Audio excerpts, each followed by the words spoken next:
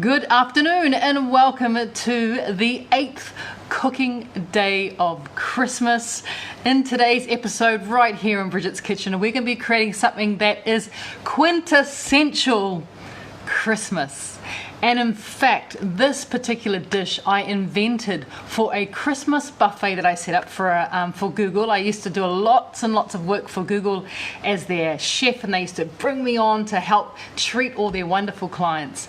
And one Christmas, they requested that I do a chocolate buffet. And this was a long time before I was healthy, so there was lots of things that I probably wouldn't serve on that Christmas buffet now. But the genesis of it was that it was Christmas and it was chocolate, because whoever was organizing, I can't remember her name, but whoever was organizing this event from Google, she absolutely loved chocolate. So she got me to create this incredible buffet, and morena to Barb joining us from WA. Hi Barb. She got me to create this chocolate buffet, and was literally everything on it was chocolate. And I don't know how the guests managed, because it was just like a chocolate overload. Of course we had chocolate fountains, and we had chocolate brownies, and we had chocolate cake. There was different types of chocolate muffins and all sorts of just things that you would associate with having a chocolate buffet. But we also had this dish that I'm doing today, but not the healthy version, which is chocolate chestnut pots. So chocolate and chestnut, if you've never ever eaten a roasted chestnut, or you've never had chestnut flavor, it's very, very sweet. And in fact, it's so sweet you don't even have to add any sugar to the puree itself. So it becomes one of these almost tempting dishes that does tend to rear its head come Christmas time, because chestnuts, especially in parts of Europe, are very, very popular. It's chestnut season. For us, it's not chestnut season. So what you're going to have to do, if you want to do this recipe and you want to use chestnuts and you want to get that amazing magical flavor of chocolate and chestnuts in that combination, is what you're going to need to do is you're going to need to source yourself a jar or a can of chestnut puree. There's a couple of them on the market, but you will probably need to go to a really, really good supermarket, like one that specializes in exotic foods. For me personally, I have an IGA quite close to me, and it's a really awesome IGA. They've got a great health food section, but they've also got an amazing international section. So what I was able to get is this little jar here of pure chestnut puree. It is a product of France, and what you will find is that a lot of times you will get your chestnut puree, and literally this is just chestnuts. There's nothing else in here apart from water. You can get a sweetened variety. Obviously stay away from that, because that has sugar, which we don't want. So that's the first thing you're going to need to do is to track down some pure chestnut puree. If you are having trouble with that, and you may have trouble depending on where you live and what access you have to wonderful food from France, if you do have struggle with it, then I suggest you swap this out for something else. For example, cashew nut puree would work really, really well. You could even potentially get away with doing an almond puree one as well. So you can substitute chestnuts if you can't find it, but if you can find it, and it's only about $4 for this jar, and this is enough to do probably 10 portions, so it's not that expensive to buy. But if you can purchase it, if you can track it down, I definitely recommend it, because that flavor combination is amazing. So before we get going into the class, I just want to say hello to everyone who's joining us on this beautiful Saturday. To Leslie's coming to us from Taree.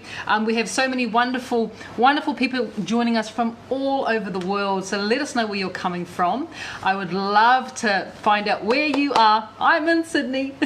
Well, I'm in Sydney today, which is exciting, because I'm in my kitchen, which means it's chocolate chestnut puree time. So don't forget as well, if you've got any questions as we're going through this video, this live cooking class, now is your time to ask. I have the handsome and the most wonderful husband, Mahei, who's sitting on the other side of the video there. He's in front of his laptop, so he can keep an eye on all your questions, just in case you haven't. Ask your questions. That's what we're here for. After today, this is day number 8. Remember, it's 12 cooking days to Christmas. We've only got 4 left. So, no, actually, they've only got 3 left. So tomorrow is the 9th cooking day of Christmas, and guess what we're doing? We're doing a whole barbecued or oven cooked salmon. I just went out and bought a 4 kilo salmon, which is about 8.5 pounds of salmon, huge guy. I had to kind of bend his tail to get him in the fridge. And tomorrow, thank you, Mahe's excited about tomorrow's class. Tomorrow we're doing a whole cooked salmon. I'm going to teach you guys how to make the most perfect centerpiece or show stopper for your Christmas table in a whole salmon. So we're doing that tomorrow. The day after that, we are doing my amazing, incredible, gluten-free, sugar-free, dairy-free stuffing. This stuffing, you just want to eat it on its own. You don't even have to stuff it into anything. It is that good. We're doing stuffing. And then on the very last day, which is Christmas Eve, we're doing a bit of a surprise. I will let you guys know the night before what ingredients you might, because you might want to cook along at home, what ingredients to bring along, and it is a bit of a surprise. So that's the last one. So we've only got 3 left. This is the perfect time for you guys to ask any questions that you may have as we go through our chocolate chestnut cooking class. And it's such a wonderful, wonderful addition to your Christmas table, like literally, or if you're having a special dinner party, you're going to love this. All right, come on down to my bench. Let's see what's happening down here.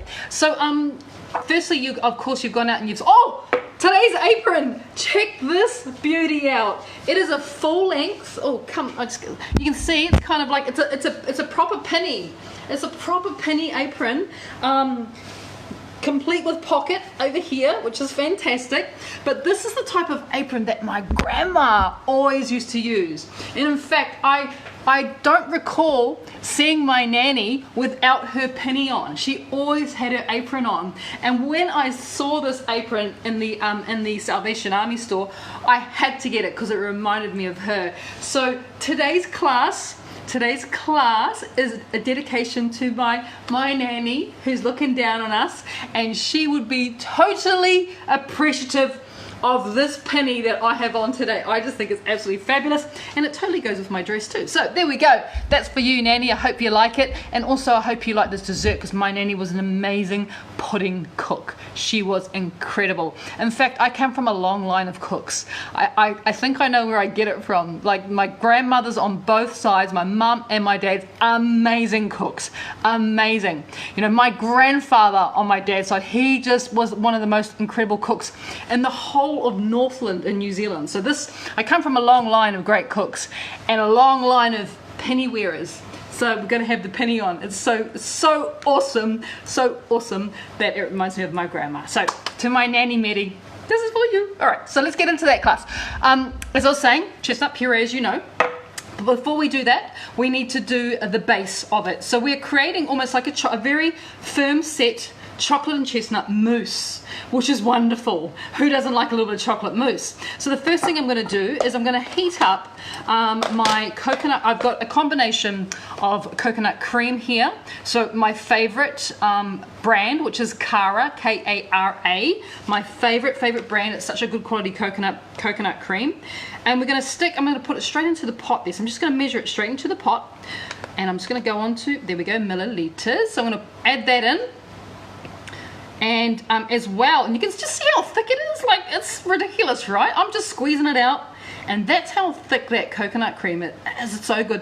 If you probably even know this, if you make a lot of raw fish, which is the Polynesian style raw fish with coconut cream, you probably already know, unless you're making it fresh. If you have access to fresh coconuts and you can make your own fresh, you probably know that this is one of the better ones to use with raw fish. It just makes it delicious. So we've got our coconut cream in there. As well as that, I'm going to do equal quantities of coconut milk. And by the way, I did give these little containers, or whatever they're called, little things. I don't know what do you call that?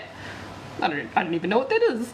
It's definitely not a jar or a tin, but I did give it a bit of a shake before I started pouring, because you want to make sure that it's really well and evenly distributed. The coconut milk and the coconut water is well distributed, and then we're just going to add that equal quantities. So a bit of cream and also a bit of milk goes in there, and you can see it pouring out. This is good quality.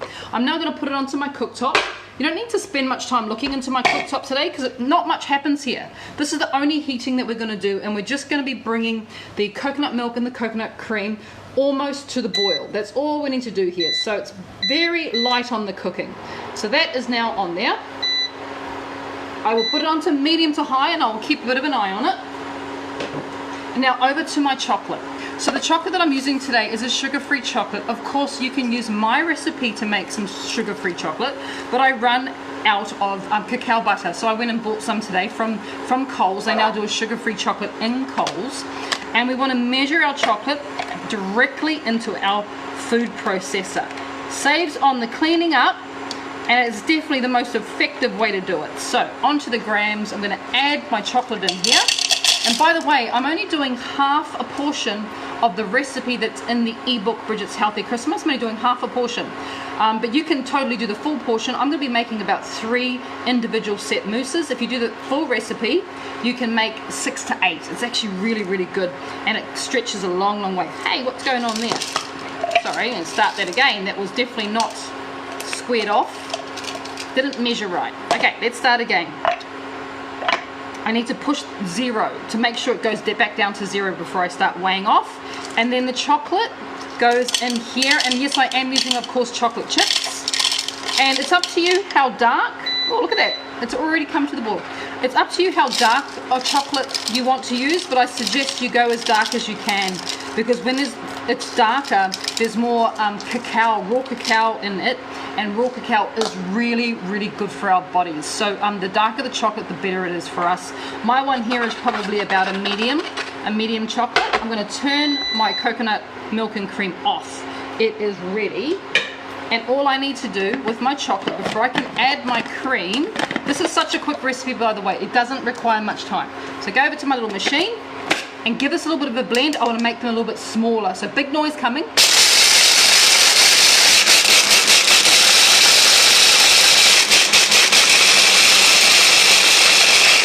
So depending on the strength of your machine, that's sort of a little bit on the big side. I'm going to keep on going. I'm going to just be a little bit smaller.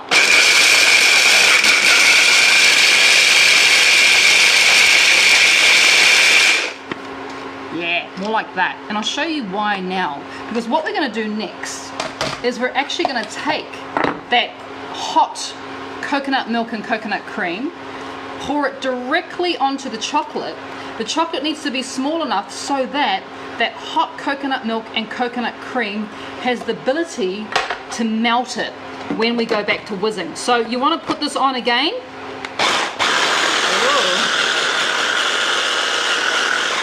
And you want to see what happens now. Look what we've created. Just like that, we now have that gorgeous, thick, silky chocolate, very strong chocolate mousse. That's all you need to do, and you now have that. So now that we're at this stage, we're going to start to add our chestnuts in. Like I said, this happens really quick, so please don't blink. Do not look away for the next little bit, otherwise you might miss it. So I'm going to add in the chestnut, and this is what it looks like. So it's quite a thick paste. It's got no sort of ground nuts to it. That's why I suggest if you can't find chestnuts, I can either use like a cassia puree, really smooth, like this is seriously smooth stuff, or you could use a very smooth almond puree, or you could even potentially use tahini. Give tahini a bit of a try, but just check the sugar levels of the tahini, because it could require a little bit more sweetness than the chestnuts, because chestnuts are, like I said, chestnuts are really sweet. So we're putting that straight into there. And how much do I want? I want about 130 grams. There we go.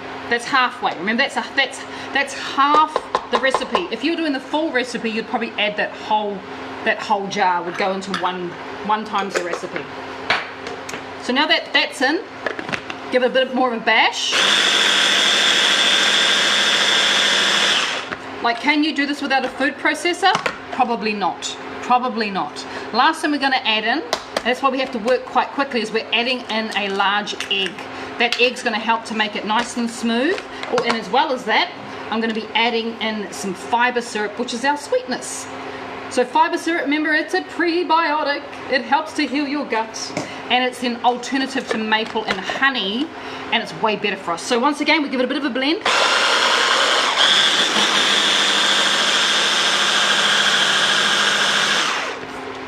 And then we have that. Check it out. Like, seriously, how good does that look? The consistency of this, let me tell you, is phenomenal. This is what I like about it the most. So right now we have the most beautiful liquid mousse, flavored. Oh wow, God, that's good. That is so good. Flavored with the chestnut. As I said, it's not, chestnuts are not nutty. They've got more of a sweetness to them. They've got more of a tenderness to them, if I can describe it that way. They're not like a nutty, like you get a real strong flavor from a walnut or an almond. They're not like that at all. So definitely try and track down those chestnuts if you can, because basically the mousse is done now. All we need to think about doing for the next step is actually how we're going to set it. So what little bowls or pots or containers do you want to set it in? So I've got a bit of a selection here that I'm going to be using, and don't waste that. You see all the chocolate on there? Do not waste that. That's all the good stuff. Oh my gosh. All right, got a bit of a selection of vessels that we're going to be using. I absolutely suggest that you use glass. And once again, I am the Salvo shopping queen, and you know, I would have bought that. I think I paid $1 for that, and I got a couple of them. This is also a real nice one as well to set it in.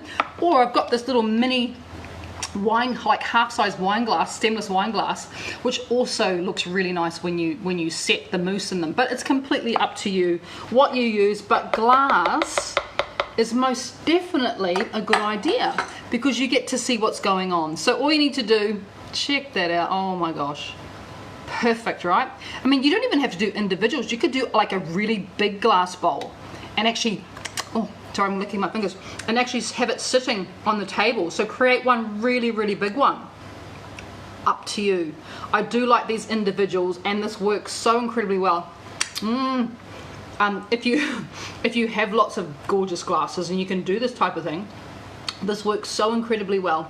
But also, you know, you get to, if you're doing dinner parties, then everyone gets their own individual little bowl. Well, even if you're doing a buffet and you're having lots of people over, imagine having a big gorgeous cake stand, and on that cake stand you have all these little individual desserts all lined up, topped with whatever you're going to be using to garnish. It would be phenomenal. It would look so incredibly cute. I mean, even if you only had 3 like that, you could lay down some fruit here. People could top it themselves, whatever you want to do. So the next step after this, you've decided on your vessel to serve it in. You now need to let it chill. So you can leave this to chill for about 2 hours. 2 to 4 hours is kind of normal in the fridge.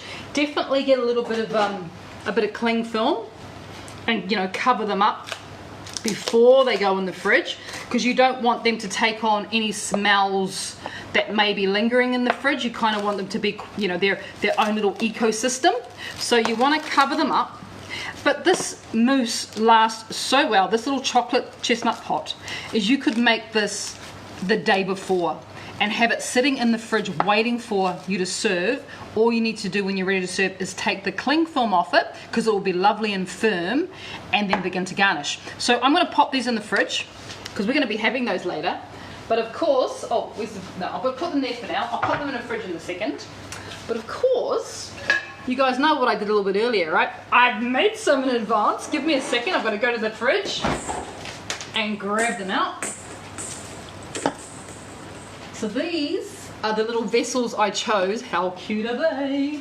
These are the vessels I chose to do my little chocolate pots in earlier today. So I literally got up this morning and I put these into the fridge only probably 3 hours ago. Look, completely firm. Completely firm, and look how cute that is. It's actually got little markings on the side. I love these. If you have my second book, the green book, More from Bridget's Healthy Kitchen, you will recognize that I use these in the cookbook because I just love them so much. And once again, one of my little missions to Salvation Armies, or it might have been Vinny's, I was able to pick up these gorgeous little cup. Are they cups? I don't even know what you'd normally. I think they're not sherry, but I think they're pudding containers for making things beautiful. But even if you, like I said, even if you don't have something with a stem on it, it looks gorgeous just in that little half glass. It looks absolutely gorgeous. So now it's up to you what you choose to garnish it with. And garnish, as we know, is, oh look, don't waste that. Oh, don't waste that. Gonna put that to the side. garnish is very important. It not just makes things beautiful, but it also makes things delicious. So what better thing to put with chocolate and chestnut is, of course, berries. They would be probably your easy go-to, is that you grab, and I've got some blackberries here. Got some lovely blackberries. They're quite large, so I'm actually just I'm gonna cut them in half because he's quite huge, that blackberry. Bit of blackberry goes on there. Of course, we can do some strawberries. Berries are probably your obvious choice, but they don't have to be your obvious choice. It is completely up to you, but I do like the idea of the fresh texture of a berry and the flavor of a berry goes so well with this melt in your mouth mousse. Like this mousse is, once again, it's one of those desserts, no teeth required. You just got to bite down, you know, it melts in your mouth. It is divine. It is divine. It is restaurant quality. This flavor alone, if you serve this on your Christmas table to people you love or people you just like, it will be the showstopper in terms of the flavor. It is so amazing. We could do something like this and add, once again, texture, right? A couple of those extra chocolate chips, just, you know, sprinkle them on. Why not? Make it look a little bit gorgeous. You could also do something like this. You know how much I love my dried rose petals, not just for the color, but once again, it just has that lovely little texture. That lovely little texture. So there's nothing stopping you. I wouldn't do a whole rose petal. I would just do a little sprinkle, and then you get that beautiful, vibrant, you know, red comes out there. Gorgeous color. And you just make it that little bit more special. So that is it. That is all there is to this amazing wee dessert that looks sensational, and yes, looking very retro. That's why I did the whole retro thing here, because this is retro as well, but retro on another level, because like I said, you have to taste the flavors to believe them. If you've never had chestnut and chocolate, you have to give it a try. And you know what I'm gonna do right now? I'm gonna give it a try. Which one should I have? Should I have that one? Or should I have that one? I think I have that one because I've got two of those. So I'm going to give it a bit of a try because I want you guys to see the texture as I spoon it out. Look at that. Oh, like that's silly. That should be illegal. Look at that. And that is healthy. There's no sugar in there. There's no dairy in there. There's no gluten in there. Yet you get to enjoy that. Oh. I do. Oh my God, sorry. Oh my goodness. That is phenomenal. That is phenomenal. That is such, I'm gonna have one more with a little bit of berry. You know, it's not too sweet. It's silky. It has a smoothness to it that you would imagine. If you look at that, you would expect that to be smooth, and that's what we're getting. We're getting this smoothness. And with the berry, you know what? Just do berries. Do berries, a little bit of chocolate, happy days. It's all you need. This is probably my favorite thing I've eaten in the last couple of weeks. Oh, I shouldn't say that. I've eaten so many good food, but that is amazing. So there you go. That is my chocolate chestnut pots. Set how you want, designed how you want, garnished how you want, but with the most amazing flavors of that chestnut, that chocolate, that little bit of coconut. If you're not a big fan of coconut, I'm not getting a massive hint of coconut. I'm just getting creamy. I'm just getting, you know, silky, smooth, wonderful, rich, all the things that you would imagine.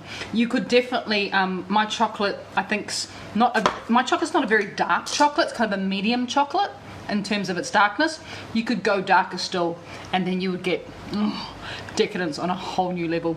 So I'm going to stop talking now and start eating more of this before my Hei comes over and tries to steal one.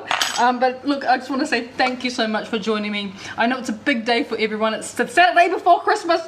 It's madness. But don't forget to join me tomorrow. Don't forget, which one would you, you're going to, I think yeah.